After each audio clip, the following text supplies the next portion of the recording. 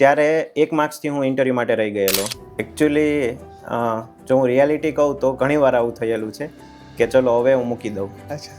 અને સ્પેશિયલી હું જો મારા 4th અટેમ્પ્ટમાં મેઇન્સ પછી જ્યારે હું ઇન્ટરવ્યૂના રિઝલ્ટની રાહ જોતો હતો તો મને રિઝલ્ટની પાછળથી ખબર પડે, કેમ કે આખું જ્યારે યુપીએસસીની સાયકલ પૂરી થાય પછી આપણના માર્ક્સ ડિક્લેર થાય. સાચી વાત. ત્યારે 1 માર્ક્સથી હું ઇન્ટરવ્યૂ માટે રહી ગયેલો મારા 4th અટેમ્પ્ટમાં.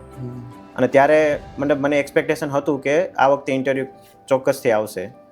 અને એ ટાઈમે પછી જ્યારે રિઝલ્ટ ના મળ્યું તો ઓલમોસ્ટ હું મારું એમ વિચારતો હતો કે હવે હું આને મૂકી દઉં અને મારું ડૉક્ટર ફિલ્ડમાં આગળ વધું.